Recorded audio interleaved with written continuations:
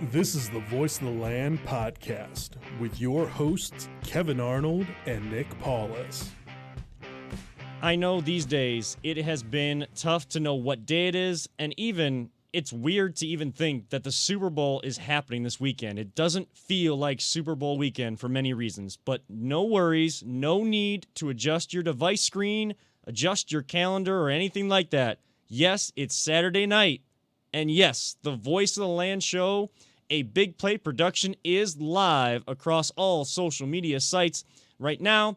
Of course, we are partnered with Web Streaming Studio by LPV Productions, and we are sponsored by DP Construction LLC.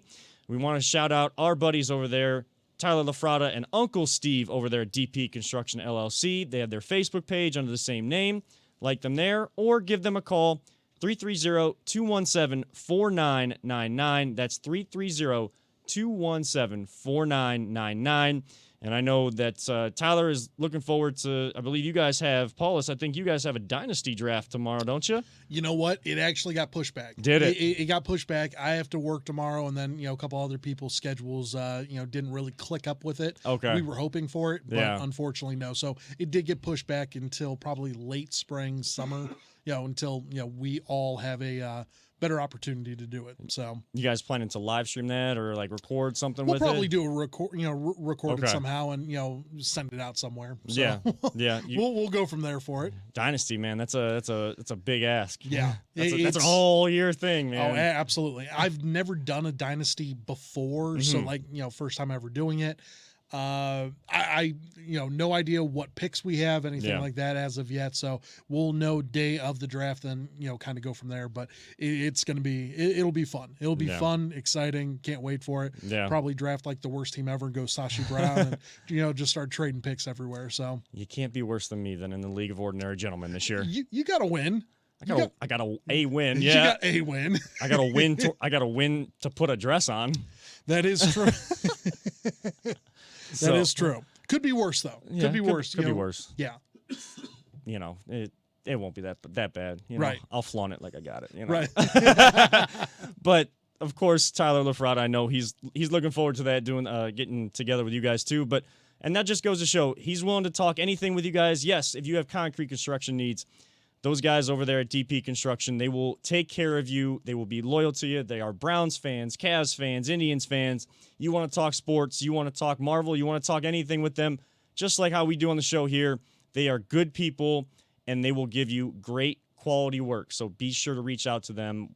One last time, 330-217-4999, or email tylerlafrada@gmail.com. Even hit that message button on the Facebook page and look at all their pictures, and they'll give you a quote right through there. Of course, we are live across our Twitter page here tonight at VTL_pod, Instagram under the same handle.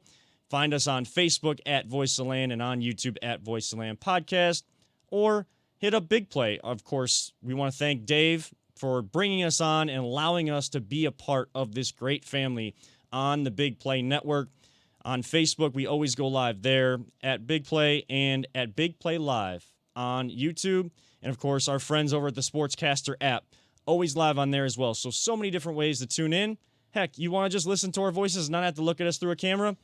Wait until the audio gets posted during the week, and you can tune in to all those major podcast platforms we always mention. I am one of your hosts here today, Kevin Arnold. Alongside me, as always, my brother, Mr. at CLE_Paulus himself, That's right. Nick Paulus, and of course our producer extraordinaire behind the proverbial glass, Peter Tellup. You can reach out to him at LPV Productions Inc. on all social media sites.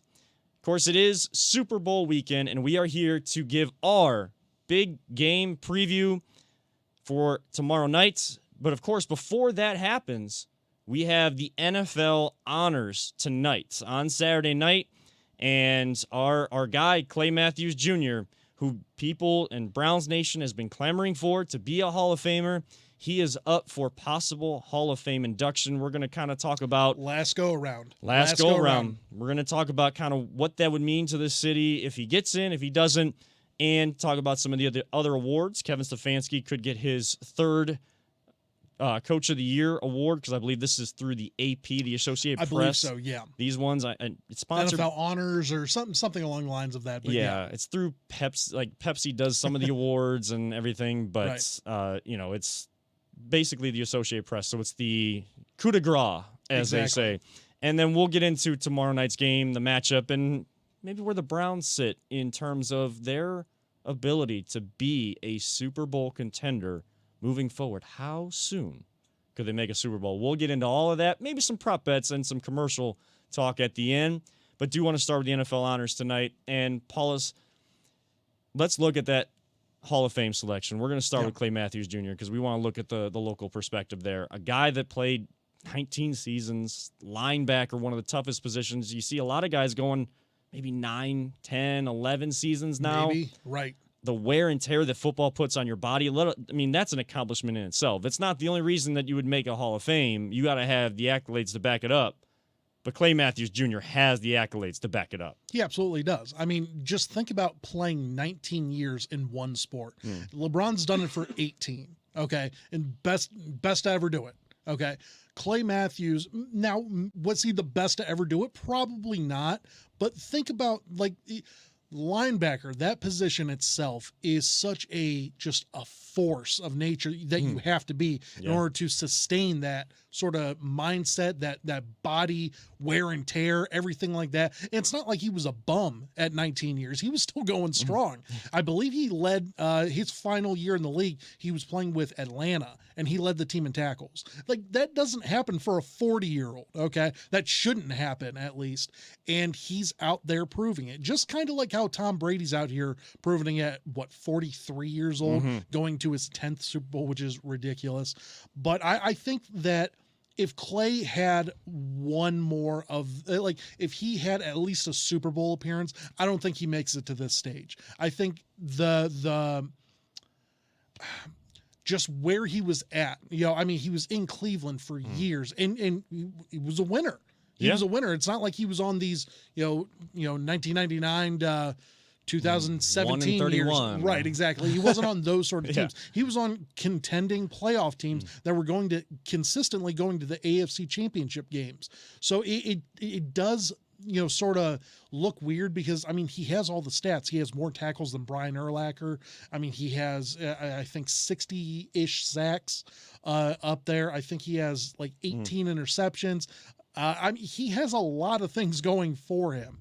It's just, I think the longevity, we look at it as a positive because that you just don't see that. I think the committee looks at that as like a stat piling sort of thing. Right. And you shouldn't look at it that way. You should look at it from the standpoint of nobody's ever done this before. And he shouldn't have lasted this long. The fact that it is his last go around for the regular class, and after this, if he doesn't make it this year, then he has to go to the senior circuit, which you only are able to get one player or one coach or one owner in at a time. So it makes it so much tougher. It really does. You go into a big pool. That's tough. Makes it so much tougher to get out right. of. While it's still an honor to get in the Hall of Fame, it seems ridiculous if he doesn't make it in. So he was a first-round pick back in 1978, a career that spanned from 1978, late 70s, to 1996. Yeah. So it's crazy. I wasn't even a thought when he started, and I was 5 years old when he finished his career. That's crazy to think about in itself. But he was first round, pick number 12 out of USC for the Browns, played, I believe it was 16 of the 19. It was 3 seasons down there in Atlanta to finish off his career. Yeah. You kind of mentioned some of the stats, almost 1,600 tackles, almost 70 sacks, 16 interceptions, 1 touchdown in his career. And you got guys like Troy Polamalu, not just Clay Matthews' son, right? Who Browns fans clamored for and were always upset about, and always bring up how the Browns passed on him 3 times the year he came out. But you have guys like Troy Polamalu, who's a Hall of Famer, that are saying, "Why isn't this guy in yet?" You have credible people in the league saying, "This is still a conversation. How did he not get in last year? How did he not get in a few years ago? Why is he getting to the end of his tenure on this ballot?" Yeah. Peter, I know you watched him play, and just how is he still not in the Hall of Fame? I have no idea. I mean, he was such a, just a rock, is for the Browns, and the fact that he's not is, makes you scratch your head. So I really hope that he gets in. I mean, he was a force of nature. Yeah, it is exactly what he was. I mean, you just read off the stats right there. It doesn't do him justice, right? Those stats, because once again, 19 years, and once again, he led Atlanta the last year of his career. He led them in tackles. Yeah, like that doesn't happen for a 40-year-old. It's such a damn shame that it hasn't happened yet for him, but tonight could change everything. And the best part about this is that, we always talk about, oh, this guy's a first ballot Hall of Famer. This guy's a first ballot Hall of Famer. Tony Grossi brought up the fact, and I'm glad he did. Tony brought up the fact yesterday on The Next Level. He said, it's not like you get an award for being a first ballot Hall of Famer. Right. It doesn't matter if you're a first, second, third, as long as you're in. As long as you got the gold jacket. As long as you got the gold jacket and you got the plaque in Canton, that's all that matters. And you know what? Like, tonight could be our night. And it should be. And, after this great, phenomenal year for the Browns, terrible year for everyone else, but, for this great year for the Browns, like, this should cap it off. And, like, I hope it does. I really hope it does. Right. And Tony Grossi, of course, beat reporter, Browns beat reporter for ESPN Cleveland and thelandondemand.com, who is the one that presented the case. I think Great he did. Job. I think he presented the article of how he did it. He did. I haven't gotten a chance to see that yet, but I know that Tony's been covering the team for so long. So covered him his entire time here, basically. Yeah. Well, a couple years into it. Yeah. Yeah. So you have to think. I mean, today has to be the day, but we don't know the results as of yet, and they may be coming down as the show is on. Do need to mention that portions of this program may be previously recorded, so if you are tuning in. But let's look at either perspective then. Let's start kind of, I'd rather go from negative to positive. Sure. And go in that route. What would it mean to this city if he doesn't get in? What is the outlook or what is the perspective in this town if he doesn't get in? Once again, it would hurt. It would hurt, seeing as the fact that, he would have to go to the senior route, but he still has another option. Like, it's not like this is his only chance ever. We've seen guys, and now it's been years, and God bless, everyone that makes it, into the Hall of Fame. Yeah. But you hope that he can relish it. Like, you don't want to be the guy that, gets in whenever he's dead. Like, that's the worst thing in the world, because your family will be like, hey, that's great. But, like, he would have enjoyed this moment. Let's not let that happen. I'm not saying he's on his deathbed or anything like that, obviously. Yeah. But I do just want to throw that out there. Like, get him in now. Like, I know that there's other deserving guys.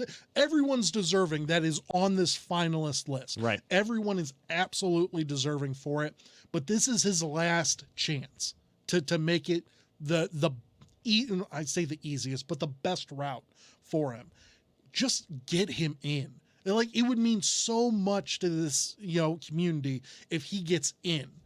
If he doesn't, though, it would suck. But once again, there are options out there for him. He still has an opportunity.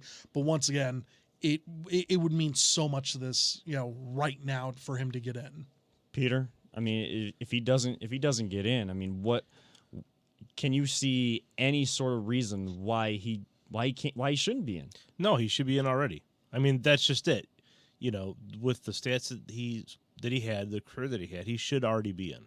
And the fact that, this is the last chance on the normal route for him to get in is, honestly, it's kind of ridiculous. Yeah. I mean, and you understand, I mean, Browns fans have been, whether you saw him play or as we were kind of brought up on what he was doing and shown film on a guy that played 19 seasons in the NFL and something that hadn't been done before. And yeah, we are Browns fans, so that we want our guy to be in an hour down the road where football was created. Right. We want one of our guys to be in, because the Matthews family's always talking about the Browns. Yeah, when Clay was with the Packers, the son was with the Packers, yeah, they're about Packer football. But if it wasn't Packers versus Browns, they're talking Packers and they're talking Browns. because Browns are always going to be in their minds. It's always going to be in their heart. Cleveland is a part of them. It's in their blood. It's in their blood. And so, yeah, it sounds like, yeah, it's just a sentimental favorite. But just look at it. Just try to take yourself out of the orange and Browns glasses for a second. You hear what the stats we just went down. 1,600 tackles, 70 sacks, 19 seasons, still leading a team professionally in your last season of 19. Yeah. How do you not get in? I mean, that's why it would be so crushing in this town. And to flip the script to what it means if he gets in, that's why it would mean so much, and it would be such a heartwarming and beautiful story in this town to see Clay Matthews Jr. get into the Hall of Fame where he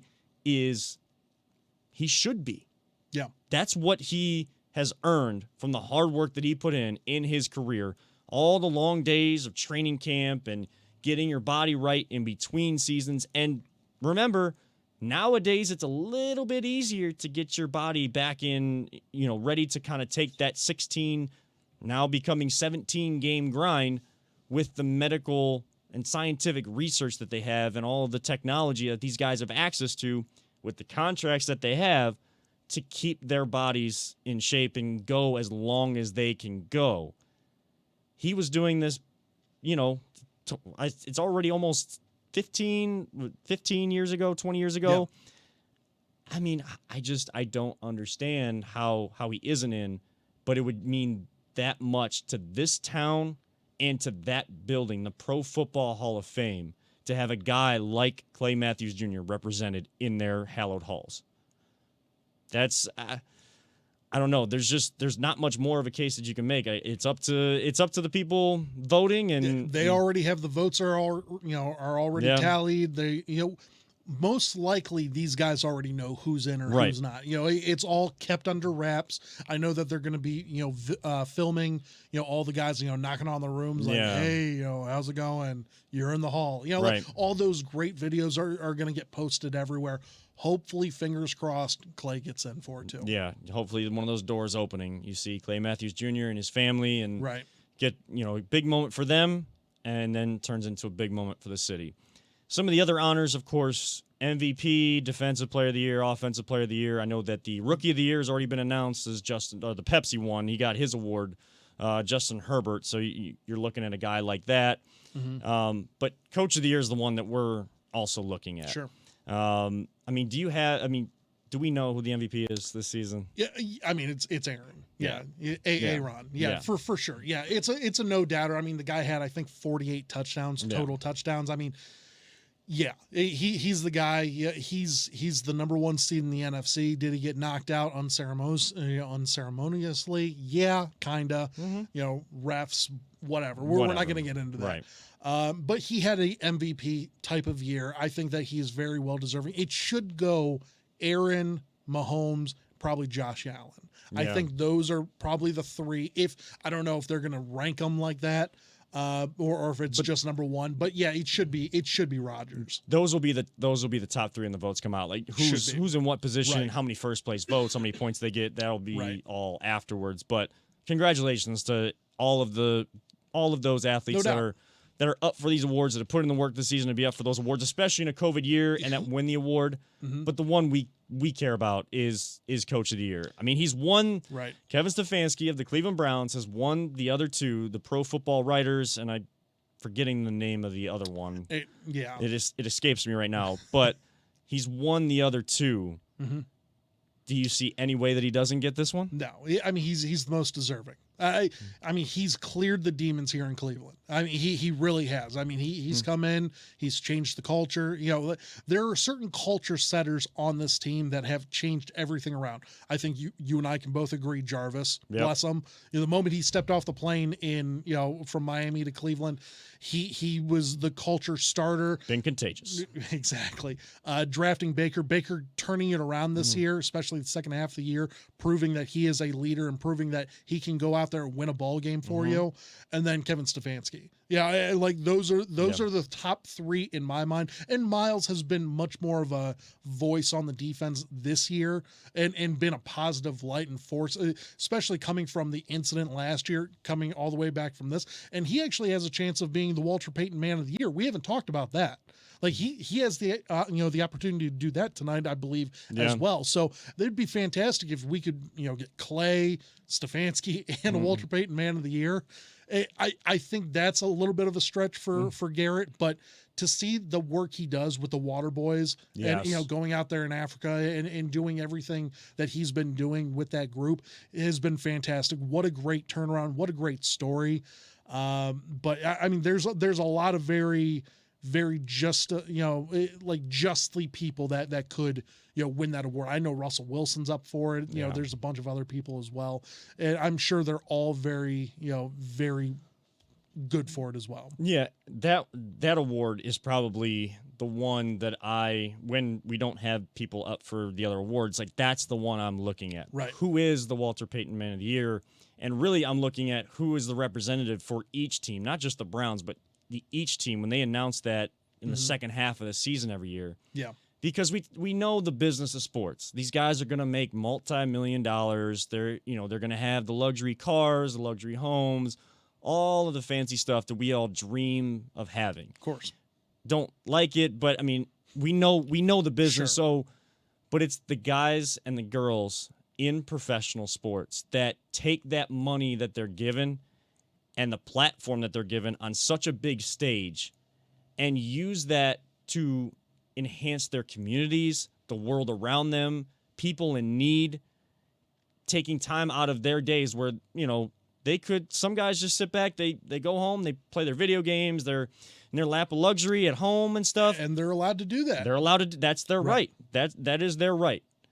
But the ones that go out of their way, and they're not looking for the cameras to be on them or anything like that, they have causes already near and dear to their heart, what maybe some things that they've had to overcome themselves, and the help that they got, they want to be able to give more resources to the people still dealing with it and to help people in need. It's great what you do on the field. It's even better when those on-field accolades are nowhere near the person and the help that you give off the field. The people that go the extra mile deserve the recognition for that. Whether they want it or not, they absolutely should. And once again, Miles and all of the other guys that are nominees for that Walter Payton Man of the Year award, they absolutely should be recognized, and deservingly so, because you don't get nominated just because you're one of the guys. Right. Like, you're going out of your way to do good for others. And thankfully it seems like we have plenty of guys out there on this team that it's unlike so many other years that we've had, here in Cleveland, that it's all about me, or like, guys that are, looking for that last big contract and then they just come here and loaf. Like, we don't have guys like that. Everyone that has come here has been dedicated to their craft, and a lot of the guys have gone out of their way to become even better citizens outside of the, outside of the football field. Yeah, and I think I even saw Mac Wilson took some kids on shopping spree at Target, and he's been doing that several times. And we give crap to, like, players like Juju. Yeah. Juju is one of the most well-liked guys. Once again, we hate him for the TikTok and all that sort of stuff. Right, yeah. Do whatever. Corvette. Yeah, Corvette. Yeah, I'm not doing it. Right, do whatever you want to do, Juju. If we get sponsored, I'll do it. Yeah, absolutely. There we go. But Juju, once again, I want to give him praise because he goes out of his way. I saw that I think he gave away like $50,000 to kids, and fantastic. Good for him. Yeah, it's those heartwarming stories that you see, and you said it. The Browns have a bunch of those guys. It's high character guys. You've heard other front offices say they want high character guys. They want right, but it's about finding a way to allow those high character guys to enable them to do what they do best and be themselves. Now there is a culture where everyone is bought in, and those that I don't want to say weren't high character guys or weren't about doing these good things in the community, being philanthropic, as they say, they are just more inclined because they see other guys. And while there wasn't in COVID time, there wasn't as many of these food drives at the food bank because you can't have as many people in there and everything. Most of the time when you see videos of the Browns and their give back communities, you're not just seeing the ones that are on the practice squad or, on special teams. Yeah. You're seeing the big names. And not because they were forced to, because they want to. And it's the right thing to do. It's the right thing to do. And that's the type of guys, that's the type of girls that you want if you're going to start a team and be able to use that platform for more than just what you do on the field and extend that off the field. Switching gears, of course, to the Super Bowl tomorrow night. Tampa Bay Buccaneers they're the first team to host a Super Bowl, to play in their home stadium of where the Super Bowl is being hosted. Super Bowl 55, they take on the defending champion Kansas City Chiefs with that high-powered offense that they have there. And, of course, Patrick Mahomes, there was questions going into the AFC Championship game about how would he come back from that whiplash that he kind of suffered there. And even more so, people were more concerned about his toe. Yeah. He looked fresh. He looked good. He looked real good. Now 2 weeks off to prepare, kind of get, use a week to get the body going, then get the game plan in and practice throughout the week. Right. Doesn't seem like there were inklings of some COVID issues, but looks like this game is going off without a hitch. Thankfully. Thankfully. And you got Tom Brady going to his 10th Super Bowl, possibly winning 7 of those 10. Which would be more than any other franchise. Any other franchise. Think about that. Yeah. This game has been played. This will be the 55th Super Bowl, and he's been to 20% of them. that is ridiculous. It's insane. I mean, and I'm one of those people that's like, oh, Tom, why don't you just go away for a while? I know. But it's still like you have to respect the 100%. game. You have to respect the greatness of that, and to now be kind of like trying to copy Peyton Manning. The only thing Peyton Manning has over Tom Brady is that he won a Super Bowl with 2 different teams. The only quarterback to ever do that. Only quarterback to ever accomplish that feat. If Tom gets that and ties him there, I mean, there's just that you can't question greatest. So I think this game is more about the legacy of both quarterbacks than anything else out there. I mean, Tampa Bay, sure, they could win their 2nd Super Bowl in franchise history.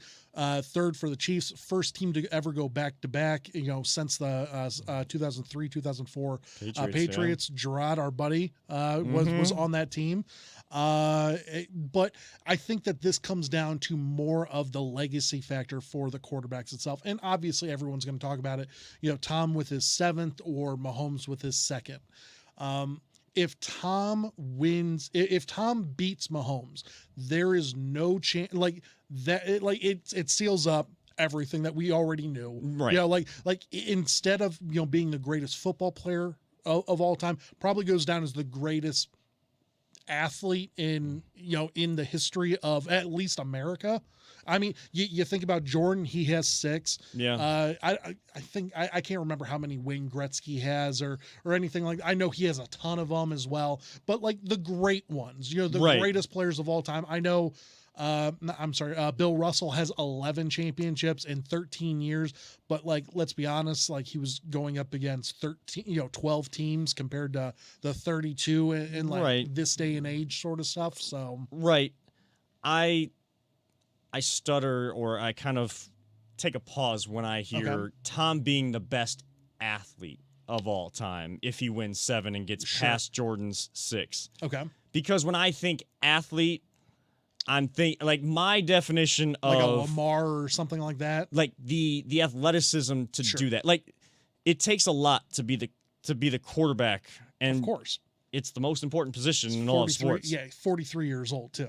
Right, but the way in which kind of you've gotten to these championships and things. I mean, there's been some years where he's been able to stand behind a really good offensive line and just stand there because he's that quintessential pocket passer. I don't want to say, I don't know how to describe it. I'm going to struggle to say top athlete of all time. Would you say he's the greatest winner? That's probably where I would say, like, and that's fine. That's if you want to say that, if you want to put Tom Brady and Michael Jordan in the same conversation, Right. I wouldn't use the word athlete. I would use like accomplished or winner, or champion. You know what? Champion sounds better. For Best it. champion of Because, all time. like Tom Brady versus Usain Bolt, or Right. Tom Brady versus Michael Phelps. Like I understand where you're coming from with the athlete, so probably champion's the better way of putting that. Right, and it's not something where I'm gonna, if people say it, I'm gonna be pounding the table and like arguing and anything like that. It's just It's Right. that comparison conversation where I think things get misconstrued. I mean, you mentioned Bill Russell with the 11 championships. Well, when you mention the best champion and best player in basketball history, Bill Russell doesn't come up. But they bring up Michael Jordan. And what is the one stat that they go to for Michael Jordan? I know it was 6 in a row, and like in the years that he played, he had the three-peat. Went to go play baseball. Next 3 years he comes back. Like he's 6-0 in finals. That's how he won those. Yeah. But there's a lot else that goes into that story. And I know that Bill Russell was playing in the era he did. But people then always say, they always come back with, well, you can't compare eras. You can't compare eras. So when people talk about Michael Jordan and LeBron, the main stat is 6-4 now. Right. But Bill Russell has 11, and he was part coach of the Celtics and everything in an era where you got to play what you given with and who you got to play against. So I'm not saying I'm not making the argument for Bill Russell. I'm just saying the bigger argument is the reason why I can't use the word athlete mainly is the misconstrued information or the way the words are presented to the mass. And if you break it down word for word, greatest athlete, I mean, you could throw once again Usain Bolt, and Michael Phelps. I mean, Michael Phelps, like Olympian, easily, But you look at it from that way. So I agree with you there. We can say the greatest champion. However, if Patrick Mahomes wins, that opens up the door for the possibility of Mahomes being the greatest to possibly overtake Brady. Now, it would have to be he'd have to get at least a minimum of 4 Super Bowls. And once again, Dan Marino only went to 1. He went to 1 in his second year and never got back there. I'm not saying that Mahomes is never going to make it back to another Super Bowl, but let's be honest. Odds are he's not going to make it to 10. He's not going to have all the opportunities that Tom Brady has had. If Tom wins, that seals up everything. I think that like Mahomes could get to 6 or 7 and Brady ends up with 7. Brady still has it over Mahomes. So end of story. Sorry. Unless you get to 8, we're not going to give it to you. But once again, if Mahomes does beat Brady, and I mean, they're favored, they should technically, you should, they're the better team, there for them. You screw home field advantage. You should be able to beat them. If he does, once again, that opens up the door for him to overtake Brady once again in the long run. But I'm telling you, like if Brady seals it up tomorrow, and like it feels weird because I'm kind of rooting for Brady. I kind of am. And like the way that I look at it is like, I don't wish bad things upon anyone. Nothing like that. But I do think that Patrick Mahomes is getting a little too big for his bridges.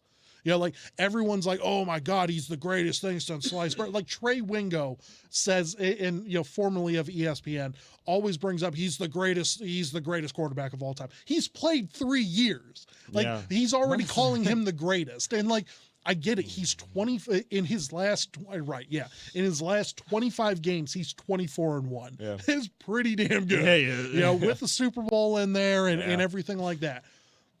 But the thing for me personally is I'm just looking at it from the standpoint of, I feel like he has to get knocked down at some point in time. And he doesn't have his 2 offensive tackles. He's missing a backup center. Sammy Watkins is probable. Like there's a lot of things going against him. And this Tampa Bay defense is strong and they are hungry. Like I know they got torn up in week 12 and whenever Mahomes threw for like 460 against them. But I do believe that this is a different defense because Tampa Bay has been playing out of their mind since that loss. So I think that they could avenge him on that one. Yeah, I've heard Patrick Mahomes compared to just the personality-wise, characteristic-wise, Steph Curry. I don't see. I can't stand Steph Curry, and I know people say that the Cavs aren't in it for championships, and the Warriors and Cavs aren't meeting anymore. Sure, it's what I still don't like Steph Curry. Right. No, I agree. Just, you know what? I did like Curry up until, like we had to play against him. I was all for that dub nation. Whenever I was living out in San Diego, I was like, you know what? Like, if it wasn't for Kyrie, I remember telling one of my buddies I worked with at Life Proof, he is the biggest Oakland fan, like Raiders at that point in time, and then as well as the Warriors. I told him if it wasn't for Kyrie, Steph would probably be my favorite. And then they met in the finals. I was like, man, my favorite versus yours. And they beat us. And I forever hated Steph after that. See, and that's where I was going to kind of go. Like, I still like Patrick Mahomes, but if he wins this one and he really starts to get that Steph Curry treatment and then starts to kind of, as you said, kind of getting a little big for the britches there and starts to act like Steph Curry. I enjoyed Steph Curry's game before we met and before I saw him take on like all the praise and take that to a whole another who level. We have to blame for that? Who? Kevin Durant. Oh, that's true. Kevin Durant ruined everything because it was going to be the greatest series, greatest finals repeat ever if it wasn't for Kevin Durant. Yeah. And I think he truly ruined it. Because at that moment in time, we hated Steph, but it's because, it's like our team versus yours. And I don't think that we'd have that sort of vial for him if Kevin Durant doesn't sign with a 72-win team. Right. Our best three. 73-win team. Yeah. Our best three versus your best three. Right. And we overcome the 3-1 deficit. And two teams that have been developed in different ways. One through the draft, one through, free agency and trades. Well, all three, I guess, free agency, trade, and draft with Kyrie, but, kind of, and then you got these other pieces around that are going to kind of help. You got Iguodala and Jefferson, and then KD comes in and just says... I just ruined it all. Everything. So, yeah, I still don't like Steph Curry, and if Mahomes wins another one, it may start to turn in my thoughts on Patrick Mahomes. We'll see kind of how this game goes and maybe have those conversations down the road. Now, you mentioned that how this game, before we kind of really get into like predictions and like a nice breakdown there for it, the storyline in this game is quarterbacks. We feel like we have our quarterback here in Cleveland. So the question is, to tie it into Cleveland, and this question is in honor of the late, great Les Levine, because we want to give our thoughts and prayers and condolences to his family, friends, colleagues, fans of Les Levine, the voice of truth and reason. I mean, there is a reason why we are trying to bring sports talk back to reality, reason, and if we have to pound the table for something, we have to call somebody out, we will. Right. But it's going to be for legitimate, real reasons, passionate reasons. And Les Levine, it was an inspiration for that. So to really bring some reality to a Cleveland topic, truth and reason here, how close are the Browns to being in this game in the future? Are they a year, couple years, or more away? I think the window's open. I truly do believe, like, if you win a playoff game, you should be considered a Super Bowl threat. And we destroyed the Steelers at Pittsburgh. Destroyed them. Destroyed the Steelers. I love saying that. I hate the Steelers. It's fantastic. I love People it. brought that up so much when they heard me say that. They're like, the way you said it, you hate the Steelers. Yeah, I hate the Steelers. Because we do. But I think if you win a playoff game, you should be considered a Super Bowl contender, not just getting to the dance and being happy with it. Like Miles said, you want to dance with the pretty girl, you gotta be able to go the entire dance there. I think that we're right there. I think our window's open now. I think we were a year early, for this year. So you might as well open it up. I think that we're going to be right there. it wouldn't surprise me if we made it to the AFC Championship game next year, and we're facing Mahomes and the Chiefs, or Allen and the Bills, like or Lamar and the Ravens. It wouldn't surprise me, because I think those are the top 4 teams right there: Browns, Bills, Ravens, and Chiefs. Those are the top AFC teams there for us. Going from here on out. I think we're right there. I really do. I think that we need to shore up our defense a little bit. Baker proved that he is it's going to sound demeaning, if I say that he's a good enough quarterback to get us to the promised land, but he's good enough. Like I'll take 26 and 8 and 3,500 yards and in a quarterback rating of 92, I'll take that all day, because that shows that you come up clutch whenever it matters the most. And I think that he does. And with how strong our running game is, once again, our offense, I think, is already Super Bowl caliber. It's just fixing that defense, getting some, whether you want the big name players, like I know a lot of people want Richard Sherman or JJ Watt. Like, I think you do need to get, like, maybe not those guys, particular, individual them, but like you got to get the guys that are team vets, that have been there, that have done that. I don't know anyone else off the top of my head, but like I would rather have Richard Sherman on this team than JJ Watt. Okay. And not to say like Richard Sherman can play the number 2 anymore, because I don't think he probably can. But like to have that sort of mindset, the guy's been there. He's been to 2 Super Bowls, he's been 3 Super Bowls. I think so. He went with the Niners last year, and then he was with 2 Seahawks won 1 ring. It was the Legion of Doom. Like he is that good. So like I would love to see them pick up one of those guys, because I think that would just shore up everything and give us the opportunity to get to the dance next year. Peter, how long realistically can we expect to see the Browns playing in a Super Bowl? Well, I think we have a good shot next year. I mean, honestly, if you look at how well we played this year, we performed better against the Chiefs than the Bills did. Absolutely. And really we could have, I think, I was talking about this with Jacob earlier, that hit, that fumble at the freaking 1 yard line in the end zone. And the interesting thing about that is so many times you would see people think, oh, same old Brown, blah, blah, blah. There were so many people, like sportscasters, saying, you know what, they got screwed by a stupid rule. Yeah, that's the rule, but that's a stupid rule. And this instance demonstrate it wasn't, oh, the Browns screwed up again. He had some of that, but it was like, you know what, the NFL needs to fix this rule because this is BS. And I honestly think we could have been there potentially this year, but which is shocking. But I think we're in a good position, and it's still weird to me to agree with Nick and say it's the best 4 teams in the AFC are It's true. The Browns, the Bills, the Ravens, and the Chiefs. But you're right. And I think we have a legitimate shot over the next couple years. If we can get the key pieces in there. I do kind of want to see JJ Watt.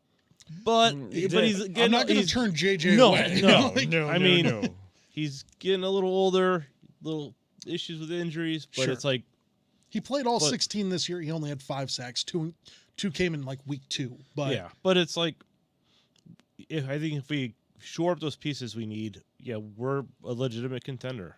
So I think you have to get to one in the next 2 years, and I'm not saying that after those 2 years the window closes, because you're going to have the core guys and the culture established to continue competing moving forward. Now, that road to compete in the AFC is going to go through Kansas City. One way or another, it has to go through Kansas City if you want to be in their position, or else they're just going to keep going and going and going to the Super Bowls, just like the Patriots did. They're going to become the new Patriots with Andy Reid and Patrick Mahomes as the new Belichick and Brady. But you got to get to a Super Bowl and possibly win one in the next 2 years, only because in this circumstance, the window that they have now, we talked about it last week, and we'll talk about it more as we dig deeper into moves of the future for JJ, Sherman, leaders like that on this team, but where you have the money available to bring in older guys like that don't have a lot left, but they can give you a couple years, be that veteran leadership, then the young guys that you're bringing in or that are already on this team, now they see it from a player perspective, and what the coach is saying, what Stefanski is saying, is something that guys like J.J. Watt and Richard Sherman already believe in. They know what that mentality, how you use that mentality to get to the big game and win a Super Bowl. And you said that Baker Mayfield is good enough. It could sound like a slight. Right. But I don't mean it for it to sound like that. But Aaron Rodgers is probably going to be the MVP tonight. He's got, he's got 48 touchdowns. The stat book is full of what people want to see in a quarterback. All the touchdowns, all the, all these great plays, escaping the pocket and leading your team. Yeah. He's not in the Super Bowl. So you don't have to be that to be a franchise quarterback, a Super Bowl winning quarterback. Each team is going to have a different way to get there. And Baker Mayfield is the guy for how the Browns want to operate to get to a Super Bowl. Now, and everybody was saying this year that the Browns were probably a year ahead. I mean, you could realistically see them by next year or within the next 2 years getting to and possibly winning a Super Bowl, and it'd be the first time the Browns actually make it to the game and win it. That would be one heck of a story, 57 years into the game being called the Super Bowl. You have to continue to build. Some people are like still broken up about the Browns losing in that one play that Peter just brought up. Yeah. Other people are like, well, they're 1 year ahead and they're okay. Like they're okay with it because it's like, oh, like we didn't expect this anyways. And it was COVID and everything. Well, now the expectations are going up. So the expectations should always be high. Yeah. Now they're really going to ramp up. How is this team going to respond to that and continue head down, blinders on, and just keep doing what they have been doing?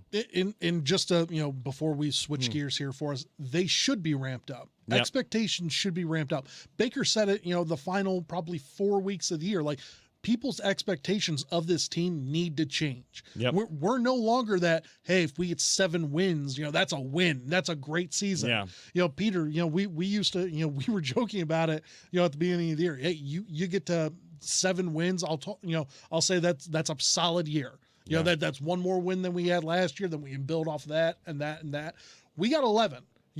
Honestly, probably could have had 13. Like just off the top of my head, we should have taken that Oakland game and the Jets game if we didn't have COVID issues and didn't have a single wide receiver out there, literally had nothing but practice squad players. You probably wouldn't. You definitely win that game. I'll say that you definitely win that game. So 13-3. Now I'm not saying that you're going to get to 13-3 next year, but you should be as good, if not better, going forward. So 11-5, if you go 11-5, that'll probably win you the division next year.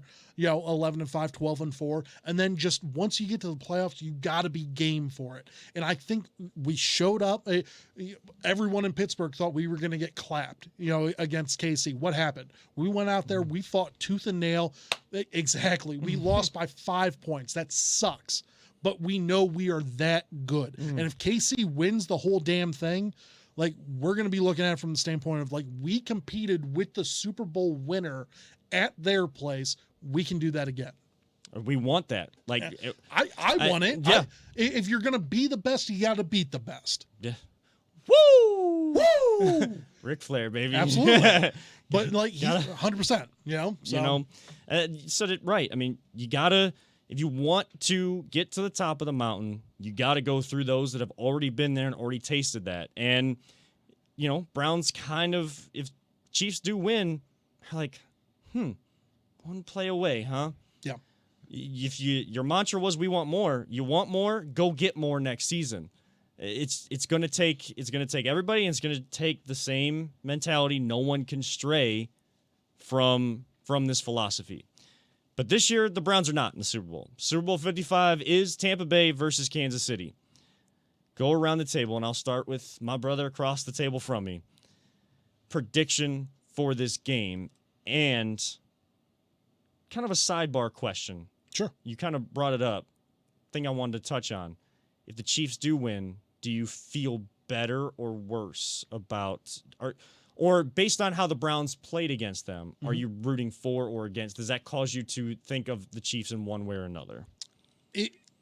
Yesterday, I would have told you, or, a couple days ago, I probably would have told you, I definitely think, I definitely don't want the Chiefs to win. Yeah. Just to make me feel bad. But as we were just talking, I'm starting, to convince myself if the Chiefs do win, you literally lost to the Super Bowl winner. And you were only a couple plays away from winning that game. So what's not to say you couldn't have been there? Right. You not hoisting the trophy. So I kind of if the Chiefs do win, I don't care who wins. This is this is the point that it comes down to. I don't want the Patriots to win. I don't want the Steelers or Ravens to win. I'm cool with it. Tom Brady's, expatriate, no longer with them though. If Tampa Bay wins, cool, good for them. Good for that city. Good luck getting out of that game. The whole streets are going to be crammed packed down there. Good luck getting out of there alive. Oof. But I would rather see Tom Brady win it for the 7th and pray to God he goes then. But there's no way that happens. I don't want to see KC win it. I don't know why. Once again, Mahomes is getting a little too big for his bridges. Okay. Everyone's up on his jockstrap. So for me personally, I'm going to say, I'll say Tampa Bay 34-28. Okay. And it'll be a good game, though. Yeah, it looks like it's going to be a good game. Peter, are you rooting for against the Chiefs because of how they played against the Browns, or how do you see this game going? What's your prediction? That's the thing. I'm on the fence with that because on one hand, when I was a kid, I always loved the Browns. I always kind of liked the Patriots. And I think it was just because they were the Patriots. They were, everyone called Dallas America's team, but I'm like, right. No, but the Patriots, they're right. The USA, the Patriots. So because I was stupid. Because I was stupid. America. America. Right. So I think on one hand, it'd be great to see Brady go to Tampa Bay, bring a championship to that city. Yeah, they haven't had one in quite a while, and I think that would cement just how good Tom Brady is. Yeah. On the other hand, if the Chiefs win, we were so close to beating them that it just kind of like you said, Nick, that could have been us. Right. So I'm kind of waffling back and forth, and I can see where Nick's coming from with, Mahomes getting ahead of, the big head on his shoulders and that can be irritating because when you compare him to Steph Curry, even my wife would like to just smack that mouthpiece out of Curry, because that irritates her, which is funny to watch her get irritated during the finals. I want to throw one at him. Right, no doubt. No doubt. She would get so mad. Yeah, I don't know. I'm hoping for a good game. I'm not going to throw out a score, but I'm hoping it's going to be a close game. I'm hoping it's going to be entertaining because honestly, we've had some Super Bowls where it's the best thing is the frickin' halftime show and the commercials because the game is just so bad. It's been a while since that happened, though. Yeah. One last thing for me, and I'll let you take care of the rest. The one good thing about this Super Bowl, if Brady does win it, I am kind of rooting. Now that I think about it more, I do want Brady to win because that just diminishes everything that Bill Belichick has had done. Them calling in now don't get me wrong, the guy has 6 championships, I mean, obviously all as a head coach, and then I think he has 3 or 4 as a defensive coordinator. The guy's made of rings. Okay. But the thing is I just want to see, I need to see someone go down in flames. And if it's not going to be Patrick Mahomes in a loss or anything like that, I want to see people start ripping on Bill Belichick, for him essentially holding back Brady by not getting him the weapons and Brady not wanting to be in New England anymore. So I'm all for Tom Brady getting number 7, Bill Belichick looking, at home, turning off his TV at halftime. I'm all for that. Yeah, and I think while it's been very few and far between, people may criticize Tom Brady for being a system quarterback. So, if he wins, it kind of shows he is that dude. Belichick is that dude as a coach. So you don't win in spite of Belichick being How sweet would that be? right. Like that's just a coup de grace there for anybody that's against Bill Belichick to kind of see that happen. I mean, looking at this game, I love this. I love this Chiefs offense, and I know that I'm going to start to hate them if they win another one. Like I'm going to look at them like the Golden State Warriors because it is that high tempo, high pace. You think you got Mahomes in the backfield, and he's got this sidearm throw where he's escaping the pocket, and then someone comes open because he has such a connection with those receivers, with the Cleveland Heights product. Travis Kelce is tight end, where when a play breaks down, they know exactly where to be, how to get open, find that open space, and just make something out of nothing when a play completely breaks down.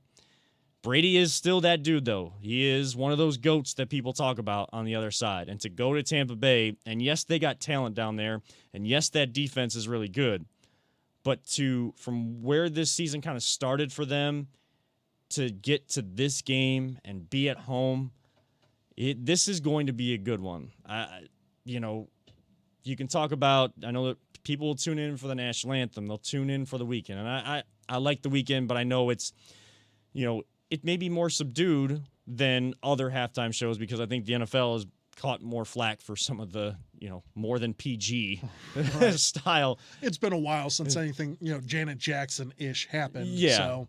It's kind of almost like it's gone to that line that people aren't liking, and it's this cancel culture in pop culture, cancel culture. Although that was like one of the most rewatched halftime shows. Oh, yeah, absolutely. Yeah. What, you have TiVo? Go back. But I mean, I don't hate the Chiefs. I guess I don't hate the Chiefs because, or I'm not rooting against them. Like you, Paul, I don't care who wins. Like, right. Just give me a good game. There's Super Bowls where I may have said like, I'd like it if this team won or that team won. But I really wasn't rooting for anybody. I may have been rooting against a player or rooting for a player. Mm-hmm. But I'm a Cleveland Browns fan.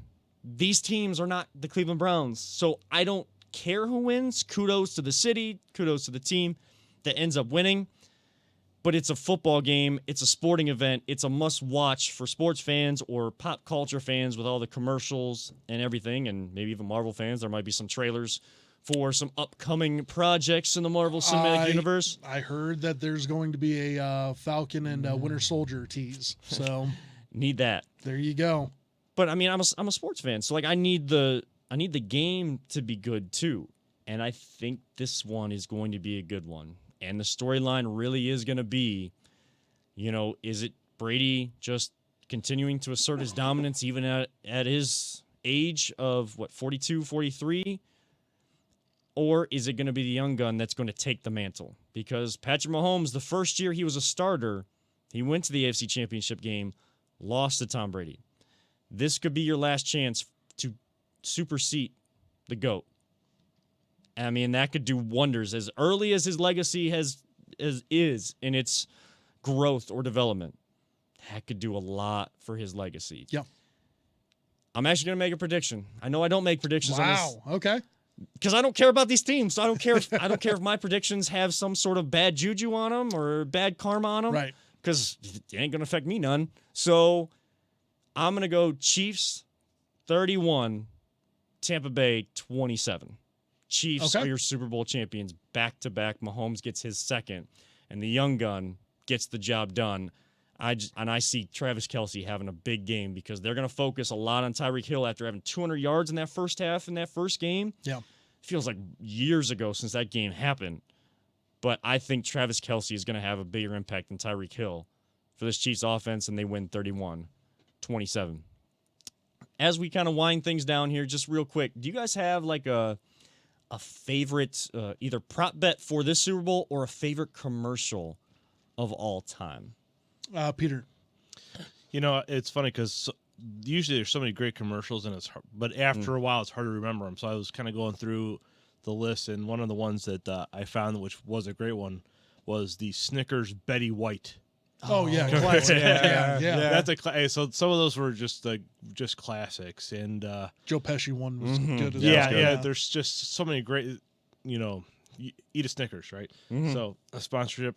So Kind of yeah, hungry. I mean, I do look forward to the commercials, and I talked briefly before this about the T-Mobile. I'll bring up the T-Mobile commercial Yeah. that was quote unquote banned from the Super Bowl. And there's no way that commercial was banned. Look it up on Facebook. It's out Couldn't there. pay the NFL. But they didn't have the cash to pay for the spot because they got Brady and Gronk in the commercial. So no doubt. yeah, their budget was out the window right there. But it is a funny commercial. You know, from what I understand, T-Mobile still stinks, so I wouldn't go with them. So Hey man, our buddy Double A works. Paulus, you got a prop bet or a commercial that really stands out to you? The prop bet. I mean, there's a ton of them out there. Obviously, you can do the coin flip. What will happen first? Sack or a touchdown? Total passing yards? Yeah. Everything like that. The one that I like the cross sports one. Mm-hmm. So receiving yards, Tyreek Hill, or total points by the Miami Heat. You know, who's going to have more? Okay. So Yeah. Miami Heat has been awful this year, and they're playing the Knicks that night. Now, the Knicks are better than average defensive team out there. So who's going to have more receiving yards or more points? Tyreek had like 200 in the first quarter. Like it would be almost idiotic not to pick Tyreek for that, because once again, the Heat can't score anyway. So I'm going to go with Tyreek on that one. Yeah, I mean, I saw some other ones like, will the game be tied after 0-0? You got prop bets on either side. They always have one for the national anthem. I think it's like over under a minute 59. Yep. What was it? Julianne Sullivan? Was it? I don't know. We got the doctor in the house Dr. Jana Fenstermaker gave us the name of the national anthem, and I already forgot it because I don't even know who this person is. But it could be Eric Church too. Like we don't know if it's like a duet or something. So we've seen We'll find two out. names. Yeah. We'll find out tomorrow. Maybe that'll become a prop bet. Who actually comes out to sing the national anthem? But my mind is always on the commercials, and one commercial that always stands on my mind, and it's something that probably killed a bunch of brain cells for me, and it's the dumbest thing. It's probably the dumbest commercial to pick. Okay.